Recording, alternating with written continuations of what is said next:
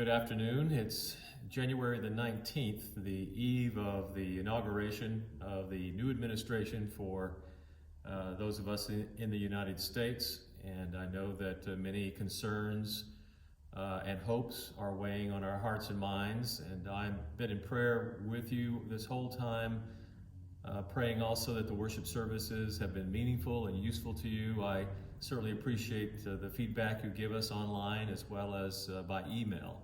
It's been helpful in guiding us in improving our technical savvy here at the church for worship services and our communications. So thank you for that. And I bring you greetings in the name of Jesus the Christ and our brother for a time such as this. I have a bit to share with you, and I know that there are a lot of converging concerns or tensions for us this day. Political polarization continues to play out in our country, most notably with the face of white privilege coming full front in the face of, in the form of white supremacy, which is a kind of a demonic form of that privilege.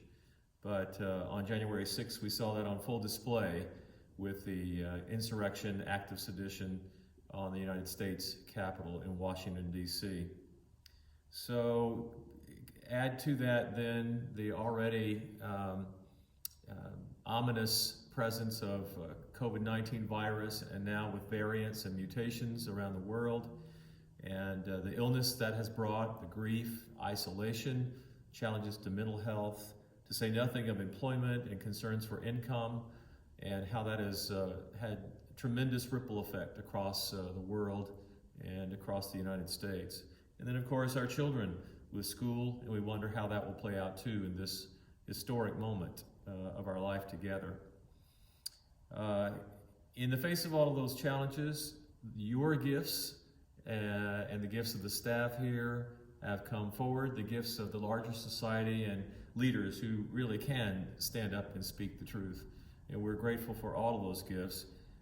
For us at the church, I'll just go over some of the changes that have taken place. We have upgraded our website, and we'll continue to do so. Thank you to Chris Vincenti, our office manager, who has invested some time in that.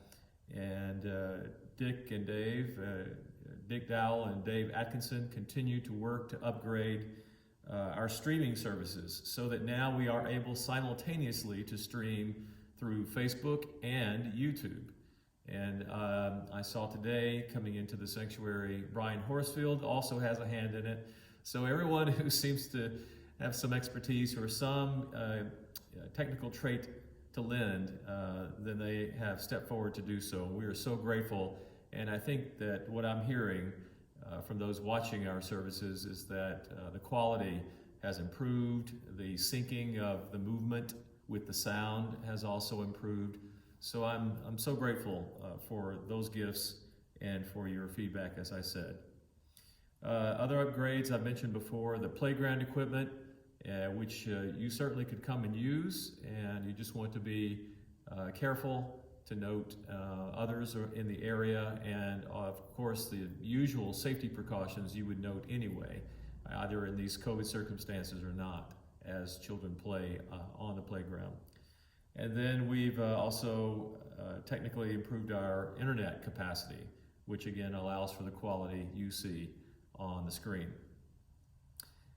Where the church is concerned, we are addressing the financial matters of the church. We're about to hold a church council meeting next week where we will devote most of our time to establishing the budget that we'll be using to operate the ministry of the church for 2021.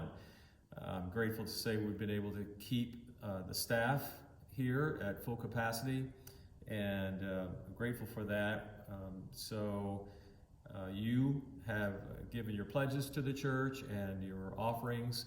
We gratefully receive those, of course, and you've done a tremendous job of stepping up in whatever way you can to show your support. And again, I remember the very generous Christmas gift you shared with those of us staff. So thank you again. And we've done some rebalancing of the work that we do, including some shifts in job descriptions or titles, so that those of you certainly know Julia Butler. She's now the music director. So the more general title, and then the more specific work to direct the choir, that goes to Andrew, or I should say remains with Andrew Hudson as the choir director. So most of the communications regarding music you'll want to send to Julia, and she coordinates a great deal of our work, not just with the music, but also with worship, and helps with the live streaming, particularly the YouTube pre-recorded services.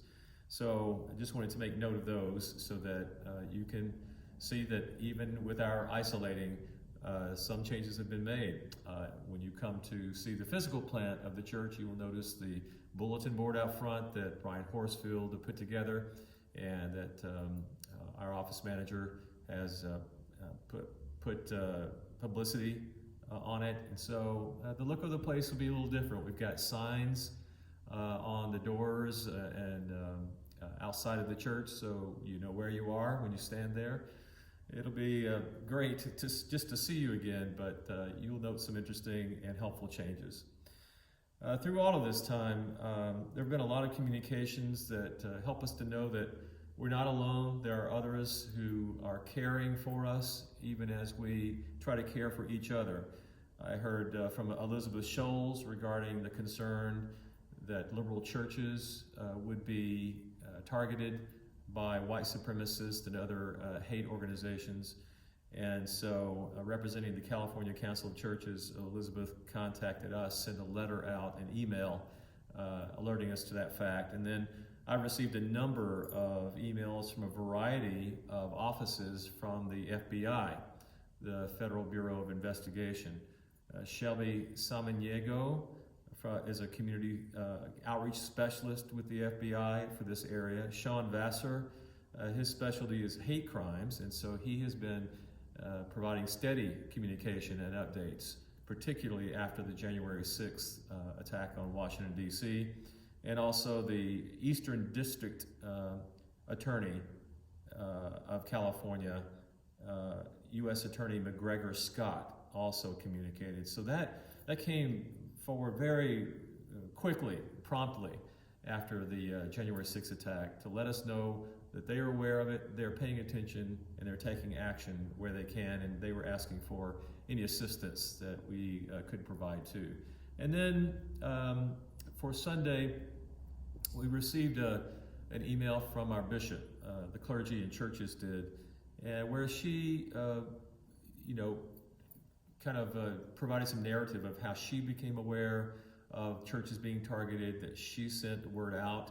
And then she began to follow the conversation on Twitter. And someone asked the question, the thread that she followed was, why target churches? And there was like no response. And she took that to mean that no one could decide a good reason why the churches should be attacked, but she also heard that as a word of concern, that maybe if we were stepping forward a bit more, letting our voices be heard and raising voices that we have for those who can't or don't, that out of social justice concern, that maybe we would be more targeted because we would be getting into good trouble, as John Lewis would say. So she is calling us forth, as I know that you've heard, and we know we should, owning our place of white privilege, speaking against our siblings who insist on the supremacy of being white.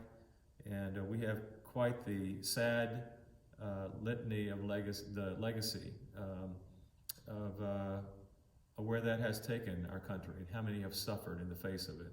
We too, suffering in a way that we're maybe not even aware of, sadly.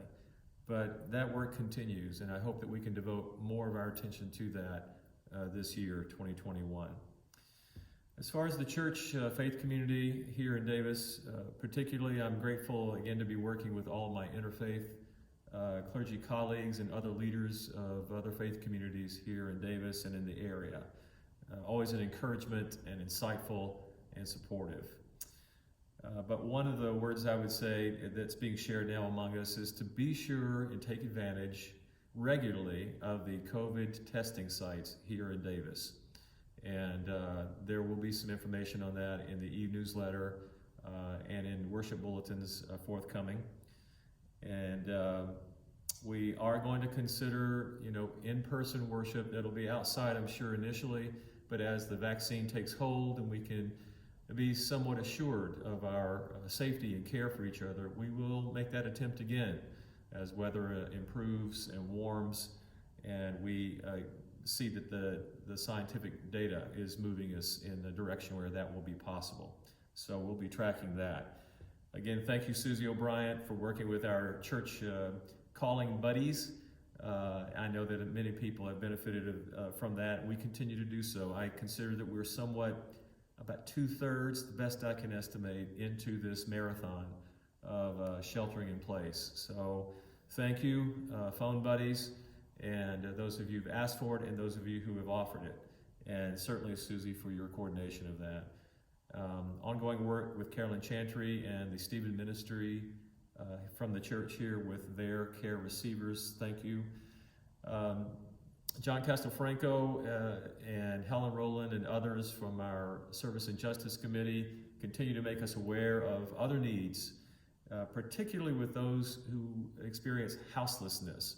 We are very concerned about the evictions that we hear about. The City Council, this is a Tuesday, January 19th, the City Council is meeting tonight, and if you get this word before, say 3 o'clock, go ahead and call the City Council person here in Davis that you know or that you can contact and let them know where you stand on affordable housing and low-income housing for the Davis area. Greatly needed, and there's already been law precedent set for what percentage of housing, particularly for new development, needs to be in place for the city. So again, thank you, John, for keeping that front and center for us. And then I'm grateful to celebrate with you again your generosity for other helping agencies and ministries that we're connected to, and we keep that front and center in the Service and Justice Committee. So in 2020, we gave above, but at least at $15,530. And that's beyond the giving that we provide through our pledges and offerings here at the church. So I know that those organizations are grateful and the recipients that benefit from that. So thank you for your generosity. I'm going to conclude with just saying, hoping that you're finding the spiritual practices that you've developed here at the church or in small groups elsewhere, or have been using for years and years, whether that's journaling or walking the labyrinth, which you are certainly welcome to do here on the side of the church, being very careful there aren't others around for physical distancing purposes. Soul collages, singing, helpful conversation, Bible study, whatever it is that's emboldening your spirit and keeping you strong in these times and resilient. Practice those, continue to practice those. Worship online if you can, and if not, then wherever you are and whoever you might be with. Do that to keep your spirit fresh and nimble and open to the movement of God's Spirit among us. Again, I will be offering a study later this month, the beginning of February, but it's going to take me a little bit to put that together. I'd like us to all have a voice in what we're going to study. But you can bet climate change and racial bias is going to be in there through this year. I want to just conclude by pointing out the prayer that I used at the close of service on Sunday, January 17th, from Nadia Bowles-Weber. I printed that in the e-newsletter this week, so I know that some of you have asked for it, and there it is. And pray it often. Add the words that you would add, and own the words that you feel hold true for you. But let us keep in prayer as we welcome God's great work through each of us. And most notably, we remember the dream that we share with Martin Luther King Jr. of the beloved community. Help us, oh God, to be that for each other here and wherever we are as the church.